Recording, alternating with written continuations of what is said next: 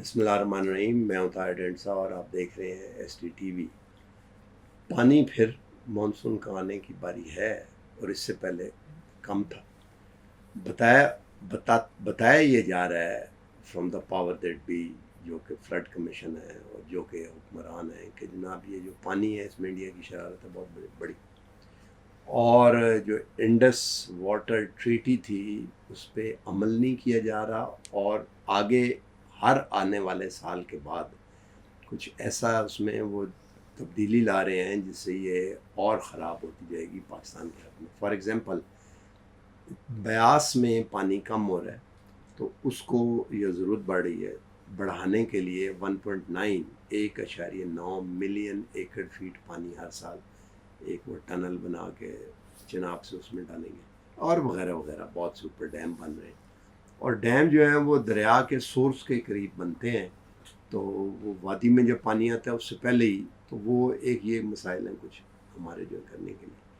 उसके अलावा जब पानी की ज़रूरत नहीं होती तो फ्लड जो है यहाँ पे ज़्यादा छोड़ दिया जाए पानी, और उसके अलावा इरेटिक रखा जाए शरारत की तरफ से कि जब ज़रूरत है अपने पॉन्ड फिल करने शुरू कर दो, जिससे बिजली बनती है। जब ज़रूरत नहीं है यहाँ पे तो वो जो फिल किए हुए पॉन्ड है उन्हें खाली करना शुरू कर दो, क्योंकि और आ रहा है पानी, उसे दोबारा फिल कर दो एंड वगैरह वगैरह। ये सारी बातें हवा में जो हैं चलती। अब इसके बारे में एक राय कायम होनी चाहिए ताकि उस राय को हर हुकूमत और आगे ले जा के और उस पर सख्ती से अमल दरामद किया जा सके मौसर तरीके से। उसके लिए डेटा चाहिए होता है।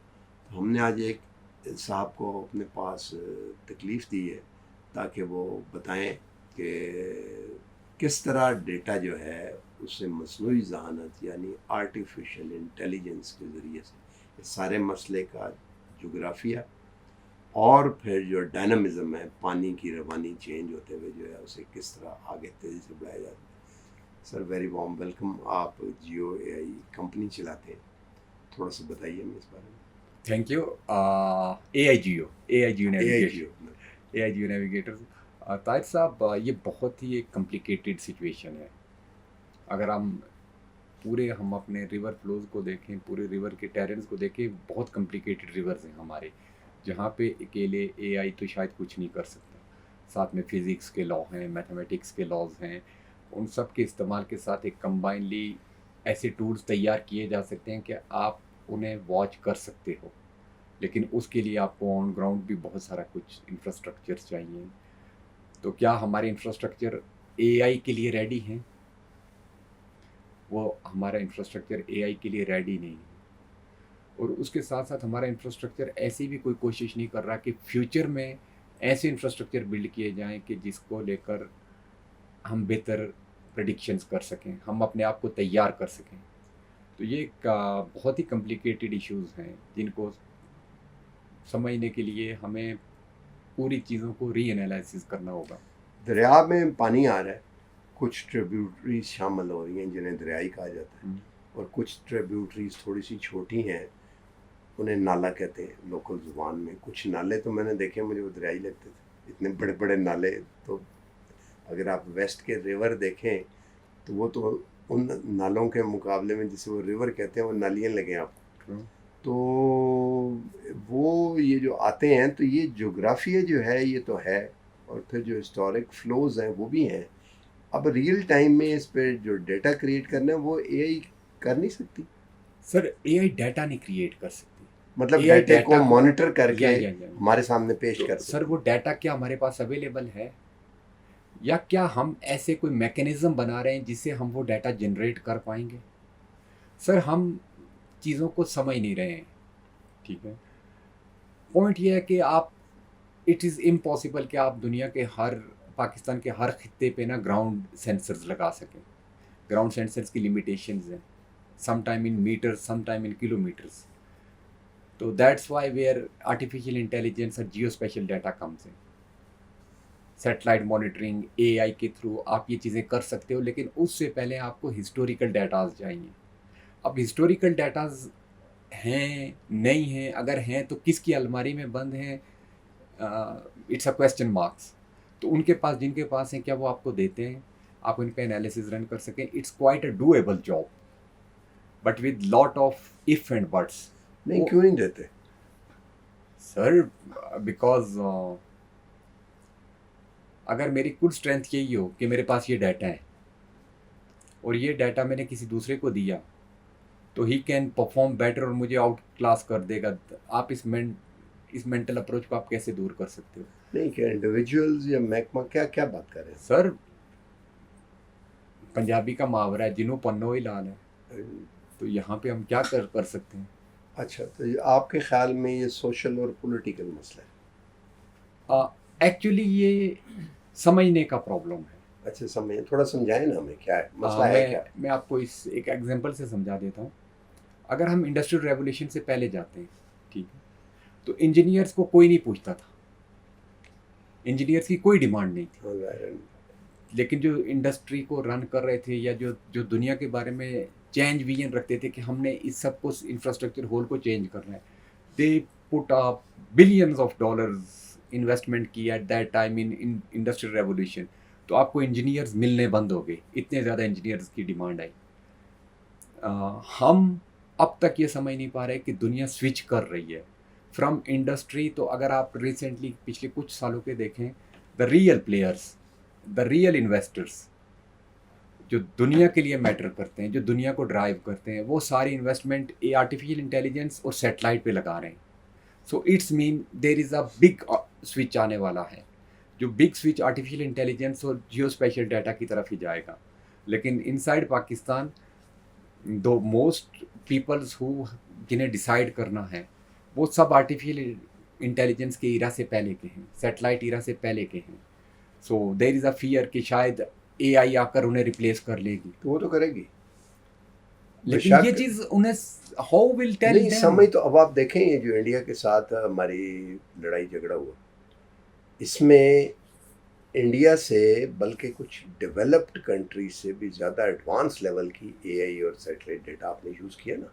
इसका मतलब ये एक दिन में नहीं हुआ होगा। और मुझे पर्सनली पता है कि सारा प्रोजेक्ट और ये ट्रेनिंग्स जो है सारी ये सुहेल अमान के ज़माने से शुरू हुई थी, उससे पहले सर।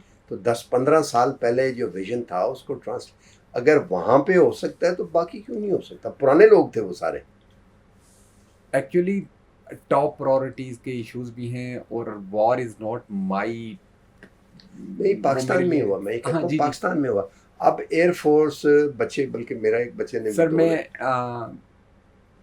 हमारे यहाँ पे इस वक्त आपको जितने लगता है कि ये अच्छे ब्रांड्स मौजूद हैं, आप उन सब को ये चीज़ आप उन्हें कन्विंस करके दिखाएं कि हमें अपने आप को ये ट्रेडिशनल तरीक़ों को छोड़ना होगा। हम इतना बड़ा टेलीमेट्री सिस्टम बिल्ड कर रहे हैं इंडस के ऊपर विद लॉट ऑफ बजट्स, और टेलीमेट्री की दुनिया में कितनी इंपॉर्टेंस रह गई है। या इट्स इम्पॉर्टेंट, लेकिन कितना इम्पॉर्टेंट है, उससे ज़्यादा बेहतर फार्मूला, उससे ज़्यादा बेहतर टूल्स आ गए इन शेप ऑफ एआई। जब हम अपने टेलीमेट्री बनाकर फारिग होंगे तब तक पता चलेगा कि सिस्टम चेंज हो गए हैं। वो तो है, वो तो है। थ्रू आर्टिफिशियल इंटेलिजेंस, थ्रू जियो स्पेशल डाटा, और आपको हिस्टोरिकल डाटाज दिए जाएं, आपको हिस्टोरिकल डाटाज तक जो कोई जिनकी कोई नेशनल, आपको नेशनल काज को ख़तरा नहीं है, कुछ लोगों के जॉब्स को ख़तरा है, कुछ लोगों की इंपॉर्टेंस को खतरा है। जॉब्स को भी किसी को खतरा नहीं, इंपॉर्टेंस को खतरा है। बात ये है कि हम तो आप मॉडल ट्रेन कर सकते हैं। ये जो हमें प्रॉब्लम्स आ रहा है कि इंडिया पानी से जो मैनिपुलेशंस कर रहा है, जो आपकी फ्लक्चुएशंस हो रही हैं, all of the sudden peak 70,000 cusec तक जा रही है, फिर एकदम से डाउन होकर 0 पर आ रही हैं, आप इसे बहुत हद तक प्रेडिक्ट कर सकते हो। और आपको 6 से 7 घंटे लगते हैं बगलियार डैम से पानी को पाकिस्तान में गंडा सिंह तक पहुंचने के लिए। इसके बीच में आप प्रिपरेशन कर सकते हो। अगर आपका पाउंड्स भरे हुए हैं, आप अपने पाउंड्स खाली कर सकते हो, और अगर पाउंड्स आपके खाली हैं तो you can be ready for the pounding, आप ये कर सकते हो। लेकिन उसके लिए right data, the right peoples, जिन्हें समझ हो कि आर्टिफिशियल इंटेलिजेंस और जियो स्पेशल डाटा को कैसे यूज़ किया। आप ये समझते हैं कि ये जो फ्लड कमीशन वगैरह सारा है, इसको रीवैम्प, ह्यूमन रिसोर्स को रीवैम्प, इसकी टेक्नोलॉजी को और जो ऑपरेटिंग सिस्टम है उनको रीडू करने की ज़रूरत है? सर सबसे पहले तो हमें ना, जैसे दुनिया ने कर रही है, ये डाटा, ये कोई आपका रॉकेट साइंस नहीं है, ये कोई एटम बम का फार्मूला नहीं है कि जो आपने छुपा कर रखना है। दुनिया ने इसे ओपन सोर्स किया हुआ है। क्या दुनिया ने नहीं किया? अभी किसके Inside- पास है इंडस कमीशन के? सर ये यहाँ पे ये भी एक बहुत बड़ा प्रॉब्लम है। आप एक डिपार्टमेंट के पास जाएं, वो आपको दूसरे पे फेंक देगा, दूसरा दूसरे के पास फेंक देगा, और सबके पास छोटे छोटे चंक हैं। हर किसी ने अपना एक चंक अपने पास रखा हुआ है, और इन चंक्स के साथ बहुत मुश्किलात हैं। अच्छा, अभी सीडीए का एक अच्छा इस्लामाबाद टेरिटरी का एक अच्छा था rain water harvesting. It's a very good thing. हमने इस्लामाबाद सारे को ऑलमोस्ट अर्बनाइजेशन कर चुके हैं। आज से 10 साल पहले अगर जितनी बारिश होती थी, यहाँ पानी फ्लड्स कम थे, फ्लैश फ्लडिंग नहीं थी। क्यों? रोड्स कम थी, बिल्डिंग्स कम थी, ज़मीन पानी सोख लेती थी। अब उतनी बारिश होती है तो हमारी नलियाँ नालियाँ भर जाती हैं, क्योंकि पानी सोख नहीं हो रहा था, ग्राउंड वाटर नीचे जा रहा बना दी है। ट्रू। और ये हमें पूरे पाकिस्तान पे करने की ज़रूरत है। हमारा ग्राउंड वाटर ख़त्म हो रहा है, और हमारा जो बारिश आ रही है, हमारे पास डैम्स नहीं है, बह जाता है, या हमारे पास डैम्स नहीं है। एग्री, डैम्स बनाने में टाइम लगेगा, बजट्स चाहिए, बड़े बजट्स चाहिए, शायद हमारी इकोनॉमी उसे अभी अफोर्ड नहीं कर रही। लेकिन रेन वाटर हार्वेस्टिंग के लिए इंडिविजुअल लेवल्स पर और पॉलिसी लेवल्स पर अगर काम हो, तो ये हमें फ्लड्स में भी बहुत हद तक सपोर्टिव रहेगा। अगर हमारे इंडिया ने पानी के साथ मैनिपुलेशंस की, उसकी वजह से हमें डिफरेंट तरह के मिसाल आएंगे, लेकिन फ्लड्स वाला इशू काफ़ी हद तक कम हो जाएगा अगर हम दरियाओं के ऊपर से अपनी अर्बनाइजेशन को हटा देते हैं, रेन वाटर हार्वेस्टिंग के थ्रू बारिशों के पानी को वापस ज़मीन को रिचार्ज करने के लिए यूज़ करते हैं, तो हमारे जो फ्लड्स हमें बहुत ज़्यादा हिट कर रहे हैं, इनकी हिट काफ़ी कम हो जाएगी। There are both problems. India is a problem, he is our enemy, declared enemy. So instead of India के साथ हमें जो करना है वो दुश्मन के लेवल की बात है। That is enemy. What we are doing, the problem is that India पानी के साथ मैनिपुलेटिंग कर रहा है। इंडिया उसके साथ, हमारे साथ बदमाशी कर रहा है। तो अब क्या करें कि सारे बंदूकें उठा के उन पर हमला कर दें? ये तो नहीं हो सकता। ऐसे तो दुनिया के निज़ाम नहीं चल सकेंगे। निगोशिएशंस होंगी, लंबी निगोशिएशंस होंगी। At the very end we are at right, तो हम जीत भी जाएंगे। लेकिन तब तक क्या हमें अपने इंटरनल इंफ्रास्ट्रक्चर के साथ हम क्या कर रहे हैं? हमारे अगर पॉलिसी मेकिंग्स को देखें, तो हमने पॉलिसी के थद्दे बना के रख दिए हैं। पूरे हम ताजमहल खड़े कर सकते हैं पॉलिसी मेकिंग के पेपर्स के साथ। इम्प्लीमेंटेशंस, आप जिस डिपार्टमेंट में जब हम ये काम कर चुके हैं, कहाँ कर चुके हैं? फाइल नंबर 604/2 में हुआ पड़ा है। भाई ग्राउंड पे कहाँ हुआ है? There is no audit. कि हमने पेपर्स में तो इम्प्लीमेंटेशन और गवर्नेंस के इशू आप ये कह रहे हैं। इम्प्लीमेंटेशन, गवर्नेंस और प्रायोरिटीज के इशूज हैं। हमारी प्रायोरिटीज डिफरेंट है। हमें अपने रिसोर्सेज को सामने रखते हुए, अपने बेनिफिट्स को सामने रखते हुए, हमें अपने उन चीज़ों को हाउस इन ऑर्डर करने की पहले जरूरत। House in order. अच्छा, ये बताएं कि जो इंडिया पानी रोकने की बात करता है, ये एक्ट ऑफ वॉर है?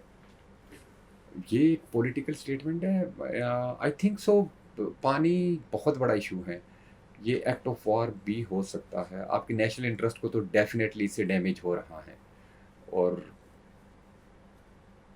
वो मैं पहले what I think so, I am not a, इतना कोई इस बारे में मेरी इतनी नॉलेज नहीं है, लेकिन जहाँ तक मैं समझता हूँ, ये एक लंबी गेम होगी। आपको इंटरनेशनल फोरम्स पे लड़नी पड़ेगी।